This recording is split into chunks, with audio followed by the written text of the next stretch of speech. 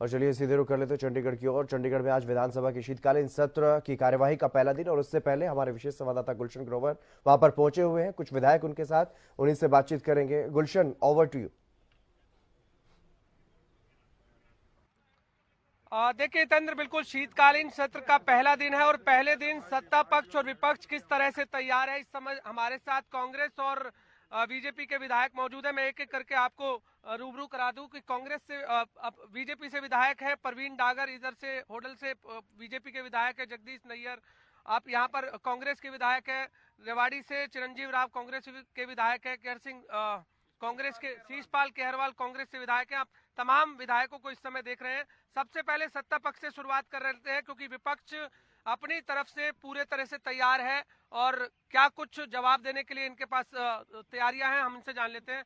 आज विपक्ष कह रहा है कि हम पूरे तरह से हमला बोलने वाले हैं, कई मुद्दे हैं जो इस समय सदन में उठने वाले हैं, क्या कहेंगे? मैंने विपक्ष को भी देखा है, सरकारों को भी देखा है। 96 से लगातार मैं विपक्ष सरकार ये देखता चला रहा। हमेशा विपक्ष कहेगा सरकार को घेरेंगे, जब अंदर होते हैं तो विपक्ष के पास कोई जवाब नहीं होता। और मैं आज इस चैनल के माध्यम से कह रहा हूँ, जब माननीय मुख्यमंत्री जी जवाब देते हैं तो विपक्ष सारा उठ के चला जाता है, एक दो विधायक रह जाते हैं। विपक्ष के पास सिवा शोर मचाने के और कोई मुद्दा नहीं होता। ये अच्छे मुद्दे हमारे पास उठाएं, हम इनके मुद्दों को हल करने के लिए, पब्लिक के लिए काम करने के लिए सरकार बैठी है, काम करेगी। विपक्ष के पास मुद्दे नहीं है, वो कह रहे हैं कि केवल शोर मचाते हैं आप लोग। हम जनता की जो बात उठाते हैं ना वहाँ विधानसभा के अंदर, ये करते नहीं है सत्ता पक्ष जो है।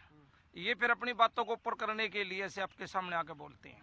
जैसे मैंने अभी विधायक जी से बात रखी, भाई 2021 में जब ओलंपिक गेम हुए, मेरे हल्का से नीरज चोपड़ा जी भाई है जिसने भाला फेंकने में गोल्ड मेडल जीता था। मुख्यमंत्री जी ने घोषणा की थी यहाँ बहुत बड़ा स्टेडियम इस गांव के अंदर करने का काम करेंगे, जो उसका पैतृक गांव है। आज अलग नहीं हुआ, करीब करीब 2.5 साल हो गए। मैंने विधानसभा के अंदर प्रश्न लगाया था, 4 बार प्रश्न लगाया मैंने। मुख्यमंत्री जी ने, उप मुख्यमंत्री जी ने हर बार यही विश्वास दिलाया। मैंने प्रश्न लगाया था कि सराना के अंदर बस स्टैंड बनाओ, मतलब रोडा के अंदर जो बड़ा क्षेत्र है बस स्टैंड नहीं है, वहाँ महिलाओं के लिए शौचालय की भी सुविधा नहीं है। हर बार यही विश्वास दिलाया गया।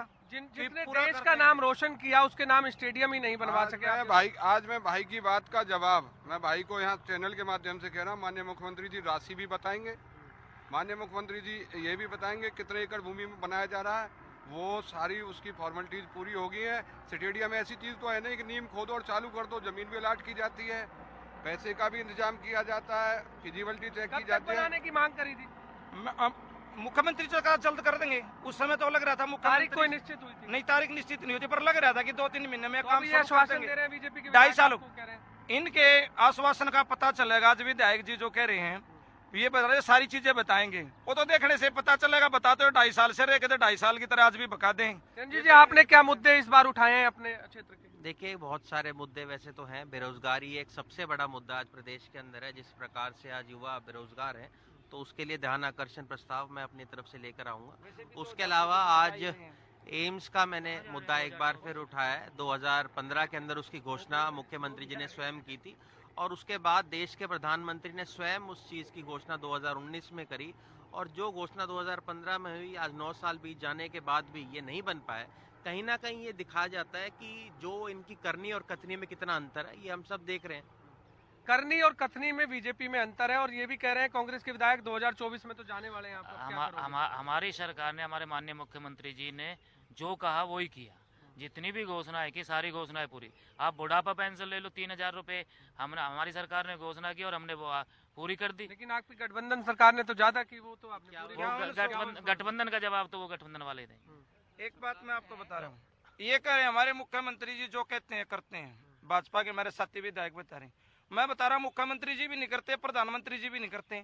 इन्होंने कहा था 15 लाख रुपए हर घर के खाते में देंगे, दे दिए। हमने खर्ची पर्ची बंद की करी, बंद कर दी खर्ची पर्ची। आपने देखा पर्ची और खर्ची बंद की, दोनों बंद कर दी। जो भर्ती बोर्ड का जो बना रखा है यहाँ SPSC का, तो उसमें पैसे पाए हो किसके पास पाए? पोर्टल की सरकार आप लोग कहते हैं, पोर्टल बंद करोगे अपनी सरकार में? हम हाँ, जनता जो चाहेगी वो करेंगे। पोर्टल हम मानते हैं, लोगों को उलझाने का काम है, इस पोर्टल पार्टल ने उठा के बाहर टेक देंगे। पोर्टल को बंद करने की बात बंद कर देंगे। पारदर्शिता लानी है तो पोर्टल का यूज जरूर करना पड़ेगा। जो कोई झूठ बोले आपने पहले देखी वहाँ पे जब 10 साल आपकी सरकार रही, जब मैं बताऊं जी, ये बीजेपी के विधायक कैमरे के सामने और मुख्यमंत्री जी के सामने तो ये कहते हैं पोर्टल को लागू करेंगे।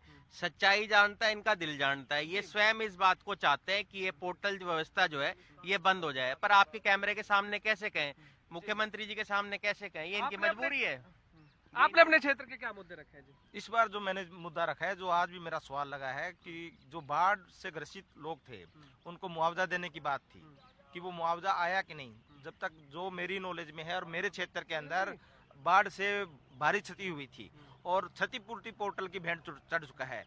जिस पोर्टल की आप बात कर रहे थे, मैं एक बात बताना चाहता हूँ कि सरकार है वो पोर्टल की सरकार और पोर्टल से चल रही है, और जो जनता है वो धरनों पे चल रही है। पूरा जो हर वर्ग है, किसान धरने पे, मजदूर धरने पे, कर्मचारी धरने पे, हर वर्ग है, व्यापारी धरने पे, जनता धरने पे है, सरकार पोर्टल पे है, इसके अलावा कुछ नहीं है। और इसके अलावा भी हमने, चाहे CET का मुद्दा हो, चाहे जो बिजली की समस्या हो, इन तमाम मुद्दों पर भी हमने विधानसभा में इस बार रखने जा रहे हैं। एक और अहम मुद्दा आपको बताने जा रहा हूं, जिसपे हम सरकार से जवाब चाहते हैं कि 30 से ज्यादा लोगों की जहरीली शराब से मौत हो चुकी है, परंतु ना तो मैं कह रहा हूं मुख्यमंत्री की तरफ से, ना उप मुख्यमंत्री की तरफ से, ना सरकार की तरफ से कोई भी किसी प्रकार की उन लोगों को राहत। आपका जो मुद्दा है वो ध्यानाकर्षण में लगा हुआ है, वो सदन में भी उठने वाला है। तमाम तरह के मुद्दे कांग्रेस विधायक बता रहे हैं कि केवल जनता तंग है, इस समय धरने पर है, किसान जो है धरने पर है, तमाम वर्ग धरने पर है, और सरकार पोर्टल से चल रही है। किसानों के लिए हमारी सरकार ने सबसे ज्यादा काम किया। अगर किसानों की बात करें तो 13 फसलें MSP पे खरीदी जा रही है, 13 फसलें MSP पे खरीदी जा रही है। आप देखो, सबसे बड़ा इन्होंने किया, सबसे ज्यादा बिल लेकर आए, किसानों ने विरोध किया। इतनी 750 किसान जहाँ पे कांग्रेस की सरकार है, जिन प्रदेशों में कांग्रेस की सरकार है, अगर वहाँ पे कहीं 13 फसलें MSP पे खरीदी जा रही हो, ये पहली सरकार हरियाणा में ऐसी है MSP पे जो खरीदी जा रही है। ये तो बता दीजिए क्या कहते हैं, कौन सी है? 13 फसलें कौन कौन सी है? दादा कुछ आप भी बता दो, आप अभी सारी पता है। मैं तो बता। अब एक विधायक और जुड़ गए बीजेपी के, पहले चार कांग्रेसी थे, एक बीच में विधायक थे, अब दूसरे विधायक आगे, इनसे पूछ लेते हैं। जहाँ तक 13 फसलों की बात है, और ये लक्ष्मण जी आए हैं, उस एरिया में सरसों बहुत ज़्यादा होती है। सरसों को लेके मैंने प्रश्न लगाया था, कितना बजट का प्रावधान है, कितना सरकार खरीदेगी, तो सरकार का जवाब सरसों के लिए आया था कि हम भावांतर योजना के तहत खरीदेंगे, MSP पे नहीं खरीदेंगे। पहले तो MSP और भावांतर का फर्क इनको शायद मालूम होगा जरूर, इनकी सरकार की योजना है, भावांतर योजना क्या होती है। दूसरा, खर्ची पर्ची की हमारे साथी भाई ने बात करी, विधानसभा की ही कमेटी बनी हुई है। डबुआ सब्जी मंडी के अंदर जो फड़ होते हैं, गरीबों को दिए जाते हैं, विधवाओं को दिए जाते हैं, अनाथ बच्चों को दिए जाते हैं, इन्होंने तो वो तक नहीं बख्शे। 154 मिनट के अंदर 704 फड़ों की अलॉटमेंट हो गई, जिसके अंदर ड्रा की कोई वीडियोग्राफी नहीं, और एक शेड तो उसकी भी उन्होंने अलॉटमेंट कर दी, जो शेड आज की तारीख तक नहीं बना, जबकि 2 साल हो गए अलॉटमेंट हुए। इससे ज्यादा खर्ची पर्ची का क्या उदाहरण मिलेगा। किसानों की बात हुई, किसानों के लिए बहुत कार्य किया। जब भी हम देखते हैं सत्र की शुरुआत होती है तो आप भ्रष्टाचार के मामलों को सदन में उठाते हैं हमेशा, आपकी बार कौन सा ऐसा भ्रष्टाचार लेकर के सदन में उठाने वाले हैं? देखिए, अभी तो जो हमारा 200 करोड़ का घोटाला है, उसका मैंने पीछे प्रश्न लगाया था, किस अधिकारी ने उसकी पेमेंट करी है। आप जान के हैरान होंगे, चेक नंबर दे रही है सरकार मुझे विधानसभा में ऑन रिकॉर्ड, अमाउंट बता रही है, उसमें यही नहीं लिखा कि कौन से अधिकारी ने साइन किए हैं। 43 ऐसे हैं और तकरीबन 21 करोड़ की पेमेंट है। उस 200 करोड़ की पेमेंट में इनसे पूछिए क्या 2 रुपए की भी वसूली हुई? वो सारा पैसा 209 करोड़ रुपया भ्रष्टाचार और भ्रष्टाचारी दोनों प्रदेश से गायब हो गए। भ्रष्टाचार कर दिए। नहीं, ये दोनों जिंदे हैं जी। भ्रष्टाचार कर्जों करवाने वाले वो भी जिंदे हैं जी, बट थोड़े समय के लिए, थोड़े दिन में चले जाएंगे। 2024 में इनका बिस्तरा बांध के जनता बाहर कर देगी हरियाणा से। भ्रष्टाचारी ये बड़ा 24 में आपको जनता बाहर कर देगी, ऐसा कांग्रेस के विधायक कह रहे हैं। मुंगेरी लाल के हसीन सपने देख ही रहे हो, पूरा देश जान रहा है आज क्या स्थिति है कांग्रेस की। और कांग्रेस में तो भ्रष्टाचार का कंपटीशन है। अभी आपने देखा 350 करोड़ एक कांग्रेसी एमपी के पास मिले, अब भी ये भ्रष्टाचार के कंपटीशन लड़ रहे हैं। तो मुंगेरी लाल के सपने देख रहे हैं जी आप? देखिए, जहाँ तक इन्होंने 350 करोड़ नगद की बात करी, वो कांग्रेस के सांसद होने के साथ साथ एक शराब व्यापारी भी है। अभी तक वो पूरी की पूरी इनकम टैक्स डिपार्टमेंट की तरफ से कोई ऑफिशियल बयान नहीं आया। लेकिन वो कह रहे हैं मशीनें ही गर्म होगी जब मशीनें गर्म होगी, मशीनें गर्म होगी। जिस दिन इनकम टैक्स डिपार्टमेंट का या जो भी एजेंसियों ने वो पैसा वसूला है उनका कोई ऑफिशियल बयान आएगा, उस धीरज साहू का बयान आएगा, उस दिन के बाद आपके चैनल पे बैठ के मैं जरूर बात करूंगा। लक्ष्मण सिंह जी, कांग्रेस विधायक कह रहे हैं कि अभी तक तो कोई रिपोर्ट ही नहीं आई है इस पूरे मामले में, अभी तो जांच चल रही है। नहीं, ये तो देश की जनता ने देखा है, पूरी जनता ने देखा है। अब भी क्या रिपोर्ट बाकी रह रही है? अभी भी भाई इनका काम है उनको बचाना, क्योंकि इनका कल्चर ही यही है। और जब अपने कल्चर से कोई कैसे चूक सकता है? कल्चर आपका यही है ऐसा? नहीं, उनके कहने से कुछ नहीं होता। मैं फिर कह रहा हूँ, अगर जो वो सारा का सारा पैसा इस तरीके का है, डिपार्टमेंट बयान क्यों नहीं दे रहा? आज 8-10 दिन हो गए, जांच चल रही है, जियो मैपिंग की भी बात हो रही है। जो आदमी है उसको भी अपना बयान देने का हक मिलेगा, वो भी बताएगा मेरे पास इतना पैसा कहाँ से आया, कहाँ से नहीं आया। उसका डेली का नकदी का काम है। शराब का व्यापारी है वो बहुत बड़ा, राज्यसभा सांसद बाद में शराब का कारोबार। 2024 में आपने कहा कि कांग्रेस की सरकार आ रही है, लेकिन बीजेपी के विधायक तो कह रहे हैं आप मुंगेरी लाल के सपने देख रहे हो। ये तो 2019 में भी 75 पार बता रहे थे, परंतु मैं बता रहा हूँ सरपंचों का अपमान इन्होंने किया। आज इन्होंने जो टेंडरिंग चालू की प्रक्रिया सारा हरियाणा का जो सरपंच पारदर्शिता के लिए किया है सब कुछ, कि लोग ना सब कुछ जो है पोर्टल के माध्यम से करें। क्या पारदर्शिता है? आप देखिए, एक गांव के सरपंच को भी 2.5 लाख रुपए और 25 लाख रुपए एक साल में लगाने का हक है। एक ब्लॉक के अंदर, मेरे ब्लॉक के अंदर 2 ब्लॉक हैं, एक ब्लॉक के अंदर 32 गांव आते हैं ब्लॉक समिति चेयरमैन के अंदर, उसको भी 25 लाख रुपए लगाने का अधिकार इन्होंने दिया है। तो आप मानो ये तो खांड भी और मान लो गुड़ भी एक साई कर रहे हैं। मैं आपको बता रहा हूँ, इन्होंने सरपंचों का अपमान किया, ओपीएस लागू करने की बात की थी वो नहीं की, इस गठबंधन की सरकार ने 5100 रुपए पेंशन की बात की थी वो नहीं की, किसानों का अपमान करने की तो बात नहीं हुई, हरियाणा थी वही थी, ये तो सारी बातें स्नैपिंग वही बात नहीं, कोई बात नहीं। आपने कोई ओपीएस की लागू करने की कोई नहीं हुई। ये तो अपनी झूठ की दुकान चला रहे हैं, और झूठ की दुकान नहीं चलाएंगे दिन का कैसे लोग सुनेंगे? और ये कह रहे 13 फसलें, मैं कह रहा हूँ 14 फसलें पहली बार किसान का अगर एमएसपी पे खरीदा है तो वो हमारी सरकार ने, मनोहर लाल जी की सरकार ने। बाजरा इन्होंने कभी जिंदगी में नहीं खरीदा, हमने 4 साल से बाजरा खरीदा है और सबका दाना दाना खरीदा है। बाजरा एमएसपी पे खरीदा है कि भावांतर पे खरीदा है? दोनों पे खरीदा है। नहीं, दोनों पे तो हो नहीं सकता। नहीं, दोनों पे खरीदा है हमने दोनों पे खरीदा है।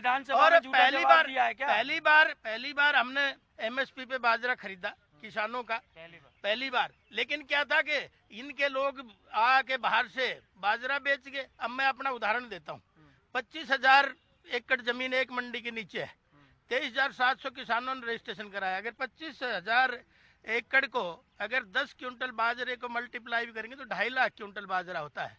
हमने जब एमएसपी पे खरीदा 7.5 लाख क्विंटल बाजरा बेच गए। तो ये जो गल्लूगारा ये रोकना था ना, इसलिए भावांतर देना पड़ा। अगली बार हमने 600 रुपए भावांतर दिया, उसके बाद 450 भावांतर दिया। अक्सर बात ये है, जब भी कोई सरकार आने वाले समय में जाने की तैयारी में होती है ना, जो जा रही है बाहर जा रही है, खत्म होने को जा रही है, ये अंतिम समय में बड़बड़ा रहे हैं। है कुछ नहीं है, 2024 में जा रहे हैं, कांग्रेस पार्टी आ रही है चौधरी भूपेंद्र सिंह हुड्डा के नेतृत्व में हरियाणा के अंदर। आप राज्यों में 3 राज्यों में अभी जीत हुई है, मध्य प्रदेश, छत्तीसगढ़ और राजस्थान। इन्होंने कहा है कि जो तीनों राज्यों में जीत हुई है वही नतीजा है कि हरियाणा में भी वही होने। तो कौन सा पाठ तोड़ दिया? 6 महीने के अंदर चुनाव हुए हैं, 3 जगह इनकी सरकार आई है, 3 जगह तो हमारी भी आई है, यहाँ इसमें आई है, कर्नाटक में आई है और हिमाचल में आई है और तेलंगाना में आई है। तो इन्हें कौन सा वो कर दिया? दूसरी हम बता रहे हैं 2024 में जब विधानसभा का चुनाव हरियाणा के अंदर होगा, कांग्रेस पार्टी की सरकार आएगी चौधरी भूपेंद्र सिंह हुड्डा के नेतृत्व में, 80 सीट आएंगी और भाजपा जजपा सत्ता से बाहर जाएगी। नारा तो 80 पार का नारा तो बीजेपी दे रही है, आप भी 80 पार पहले जी, ये तो आज में भी नहीं आते। पिछली बार कह रहे थे 75 पार कह रहे थे, परंतु इनके खिलाफ तो 50 आई, 80 पार का नारा दे रहे हैं। देखिए, इन्होंने पिछली बार 75 पार का भी नारा दिया था, तो इनका नारा तो फेल हो गया। अब की बार कांग्रेस का नारा है और वो नारा पास होगा और जनता बहुत दुखी है। और ये जहाँ तक भ्रष्टाचारियों की बात तीसरी बार भारतीय जनता पार्टी की सरकार बन रही है दादा, आप इको ग्रीन किसके राज में आई, क्यों उसको बाहर किया? भ्रष्टाचार की वजह से। प्रॉपर्टी आईडी की जो याशी कंपनी थी वो कौन लेके आया? उसको ब्लैक लिस्ट कर दी। वो कंपनी ब्लैक लिस्ट क्यों करी? भ्रष्टाचार की वजह से करी, जबकि हम विधानसभा में चीख के कह रहे थे। तीसरा ये पीपीपी परिवार पहचान पत्र, इसका मैंने नाम दिया है पैरवी प्रणाम पैसा, कि जिस गरीब की पेंशन कट रही है। जी बिल्कुल गुलशन, 1% तो रह गए आपके हिसाब से भी, 1% जो यात्रा चल रही है अगले लास्ट सवाल ले लेते हैं। बीजेपी का मतलब है बहुत झूठी पार्टी। कांग्रेस का क्या मतलब है? बीजेपी का मतलब तो बता दिया। कांग्रेस का मतलब है भय भूख भ्रष्टाचार। कांग्रेस का मतलब भय भूख भ्रष्टाचार।